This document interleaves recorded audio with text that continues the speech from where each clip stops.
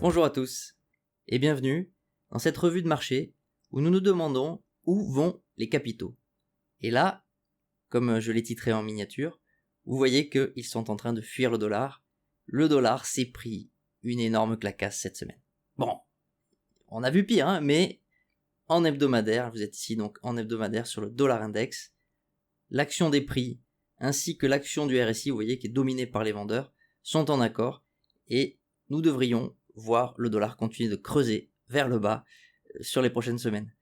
Si vous êtes intéressé par l'analyse plus long terme, je vous mets en description la vidéo de la semaine dernière où je reprends tous les actifs que l'on va voir cette semaine, mais sur le long terme. Ici, il s'agira plus d'une mise à jour et de se concentrer sur ce qui s'est passé, et notamment sur cette semaine que l'on pourrait appeler de décisive pour le dollar. L'action des prix donc était en train de se comprimer, acheteurs et vendeurs s'affrontaient, et les vendeurs semblent avoir gagné. Donc du moins sur l'hebdomadaire. Si on reprend un peu plus de recul et que nous passons au mensuel, vous voyez qu'il est également donc en train de franchir son support, que le RSI est en train de basculer vers le côté vendeur, mais le mois n'est pas clôturé. C'est encore trop tôt, ça pourrait être juste une chasse à la liquidité avant de réintégrer, et donc pas de conclusion à cette échelle de temps, surtout que je vous montre le trimestriel. Vous voyez que quand on prend du recul, le RSI en trimestriel est toujours dominé par les acheteurs. Alors, on va peut-être s'acheminer vers le point d'équilibre et peut-être basculer du côté vendeur, mais pour l'instant, le trimestre il finira à la clôture de septembre, donc pour l'instant c'est encore trop tôt, mais on a déjà un premier signe assez précoce en hebdomadaire en faveur des vendeurs. Alors si les capitaux fuient le dollar, où vont-ils ? Eh bien, principalement sur les assets considérés comme un risque et notamment sur le marché des actions américains. Cette semaine, je vais vous montrer donc le SP500, le Nasdaq qui représente les actions plutôt technologiques. On ira également voir les représentants des cryptos avec Bitcoin et Ethereum, le pétrole US, l'or et les obligations à 20 ans américaines. Tout ceci, c'est encore une fois les représentants des différents marchés pour essayer de comprendre où vont les capitaux. Nous voici devant le SP500 en hebdomadaire. Il poursuit donc sa hausse. Le RSI comme l'action des prix sont bien orientés, il n'y a pas de divergence. Donc il y a de grandes chances, de grandes probabilités pour qu'on aille au moins chercher cette poche de liquidité au-dessus de cet ancien sommet, voire peut-être qu'on aille retester les plus hauts, retester donc l'ATH, l'all-time high, peut-être à la fin de cet été ou au début de l'automne. Passons au Nasdaq. Vous voyez ces actions qui sont donc considérées comme encore plus risquées, les actions technologiques, ont un cran d'avance et les capitaux se sont déversés de façon plus massive dedans. Lui, il a déjà absorbé les liquidités au-dessus de son dernier plus haut et la prochaine étape, la prochaine résistance, c'est les plus hauts, c'est l'ATH. Il n'y a pas non plus de divergence au niveau du RSI et on s'approche de la zone de surachat. Alors c'est pas parce qu'on entre dans la zone de surachat qu'il faut vendre, justement la folie, l'euphorie peut arriver et arrive dans ces zones, mais à la place de l'euphorie, on peut aussi avoir le réveil des vendeurs. Voilà. Nous rentrons dans des zones où les vendeurs, et là je parle des big boys, peuvent se réveiller, peuvent décider de dire bon maintenant ça suffit, on inverse la vapeur. En parlant de big boys, vous êtes ici sur le Bitcoin face au dollar, en hebdomadaire, et je vais zoomer donc sur la période actuelle. Ce que je veux vous montrer, c'est que d'accord on travaille une résistance pour réintégrer le grand range de la vue précédente un peu plus macroscopique, mais ici, vous voyez toutes ces mèches là, il y a des gros monsieur qui ne veulent pas se faire déborder, qui ne veulent pas laisser le prix progresser. On parle souvent de manipulation sur les marchés.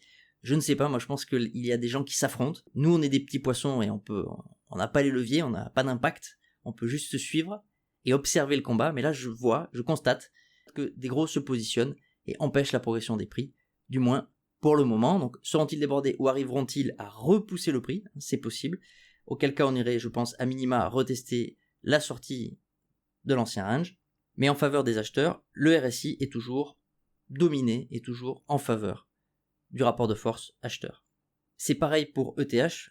Je viens de passer donc sur la paire ETH face au dollar. Nous avions eu une fausse sortie avec un faux signal couplé au RSI, donc action des prix, action du RSI. Les deux représentaient donc des faux signaux. Et depuis, l'action du prix latéralise entre ces deux bornes, ce petit support et cette grande résistance de sortie de range. Et vous voyez aussi que la mèche montre que les vendeurs, les big boys, ont réappuyé en disant non, avec un RSI toujours en faveur, lui, des vendeurs. Alors où vont les capitaux dans le petit marché des cryptos s'ils ne se précipitent pas dans ETH ou BTC, qui sont les deux plus gros, peut-être un peu dans les alts.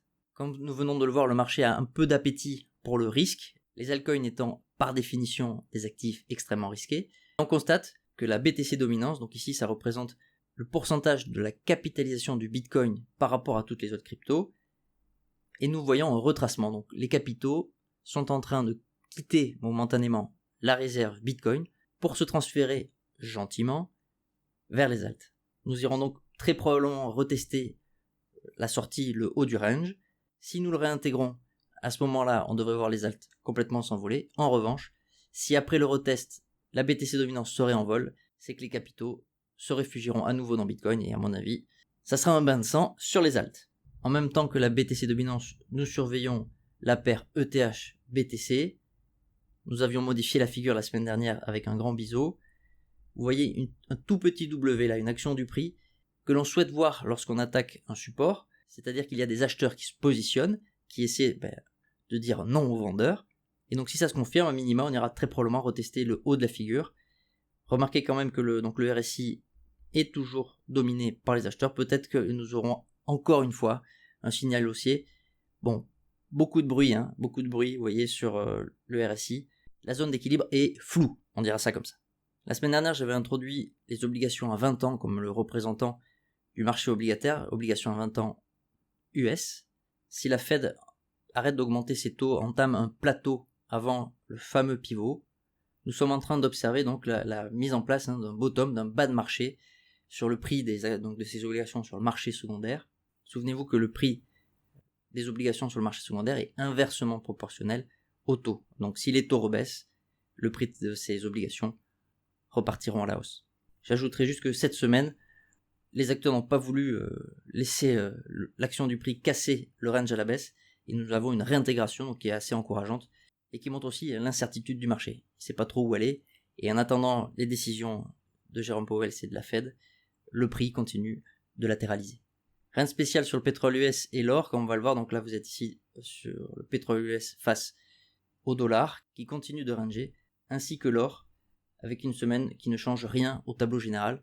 Je vous le répète, la semaine dernière, j'ai analysé tous ces actifs de façon plus macroscopique, de façon plus long terme. N'hésitez pas à aller jeter un coup d'œil en plus, c'est chapitré. Je vous remercie d'avoir écouté jusque-là. Claquez le pouce, abonnez-vous, prenez soin de vous, et à très vite.